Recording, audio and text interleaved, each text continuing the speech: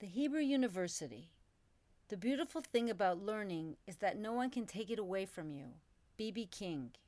1987, October.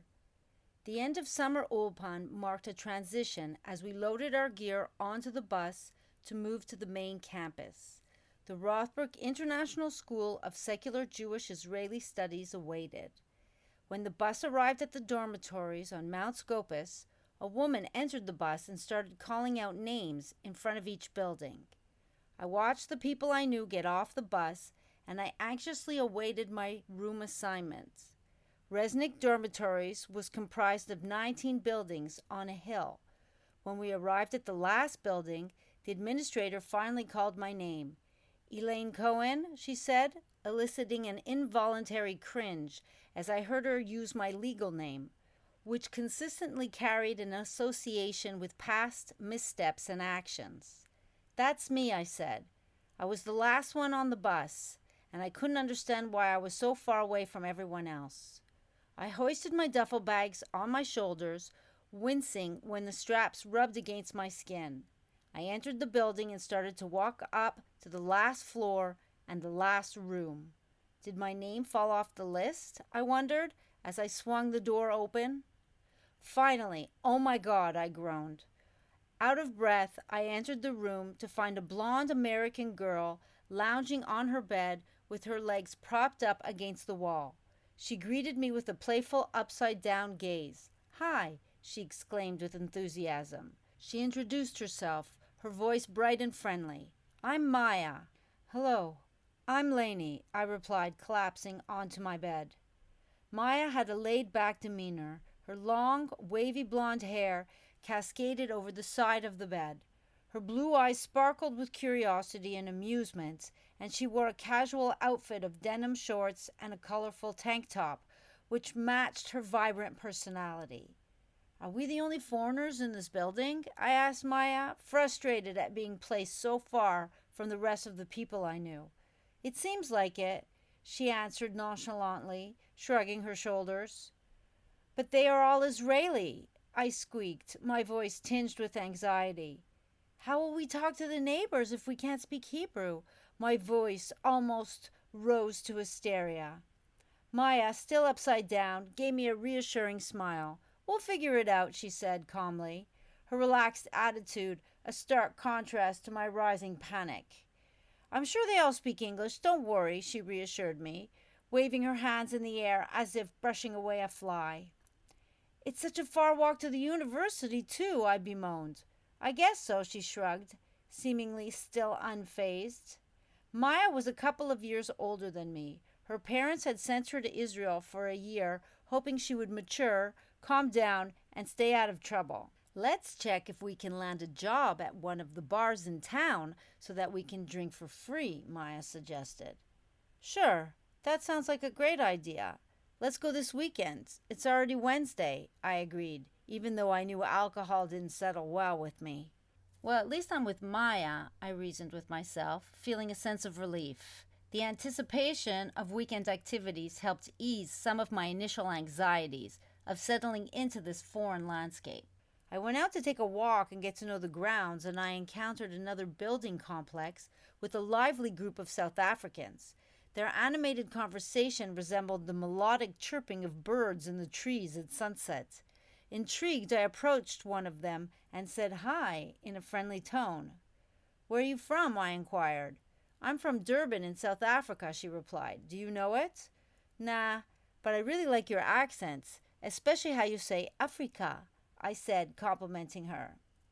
"Thanks. I'm Kate. What's your name?" she asked. "I'm Lainey," I replied with a smile, delighted to make a new acquaintance. Kate stood a few centimeters taller than me. Her short black hair was styled in a boyish manner that suited her pale complexion. She had an air of confidence and warmth, and her dark eyes sparkled with friendliness despite her quiet demeanor. "Did you just get here?" I wondered. "Pretty much. We arrived a few days ago, and we're here to study for the year," she replied. "Oh, cool. Me too. I hope we'll have a class together," I said, hesitating for a moment, wanting to know more about where she came from. "I didn't realize there were any Jews in South Africa," I mused. "Well, now you know. "There are a lot of us, in fact," she replied. "Well, I should get back to my room and unpack. It was nice meeting you, and I look forward to seeing you in class," I said, waving as I walked away. School started, and I dove right into everything about the Jews. Topics never learned in 12th grade world history class. I was excited to have a course load just on the subject. These studies opened my mind to a new perspective on how to view the world. There was so much to know, and I was like a sponge taking it all in. The Israeli language and culture fascinated me, and I was eager to get as involved as I could. Soon after starting school, Maya and I were hired at a local downtown bar. Amidst the social scene, I found myself drawn to an older man. Perhaps I was seeking a sense of security and comfort. He invited me to his house after my shift to smoke weed before giving me a ride home. He must have been doing harder drugs too, but I was never interested in anything other than weed. I wanted to have a romantic relationship with this man, but he felt he needed to protect me from his lifestyle and only offered me his friendship. At the same time, I developed a crush on a Belgian boy from my class, compromising my self-respect in my pursuit of him. He never actually liked me. He merely enjoyed the attention I gave him. Ironically, an older Israeli drug dealer treated me with more respect and kindness than this boy, who took advantage of me without a second thought. I suppose my lack of self-respect and self-worth allowed him to use me. In early December 1987, just around my 18th birthday in Israel, the Intifada ignited.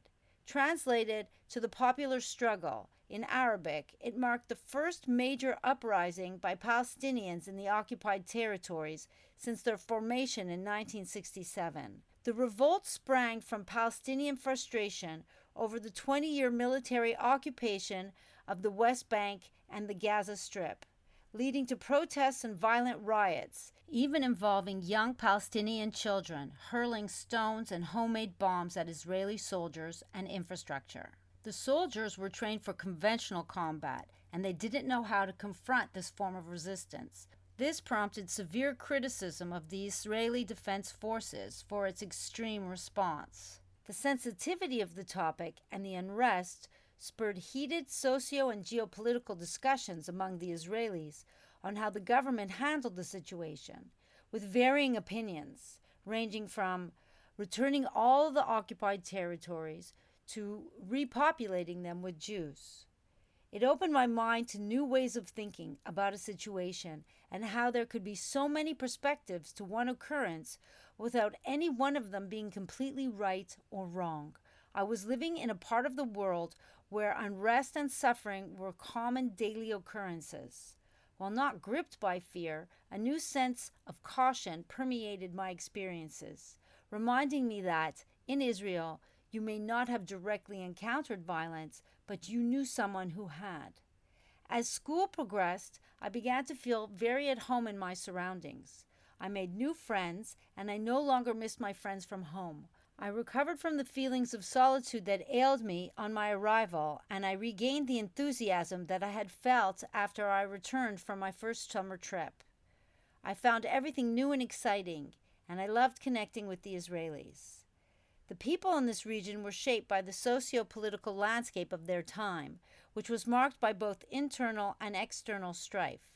They had a strong national identity and a sense of unity in the face of these external threats. Both men and women had to go through military service in their early 20s, which instilled in them a sense of duty and camaraderie. I respected them for their resilience and how they lived with the risk of constant terrorism, which I had never experienced with the people from Canada.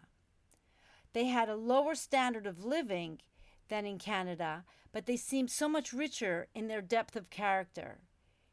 Even people as young as me were deeply invested in the future of their country. Despite the challenges they faced on both a personal and national level, they generally remained friendly, warm and welcoming, albeit sometimes a bit too direct and confrontational, but with huge hearts.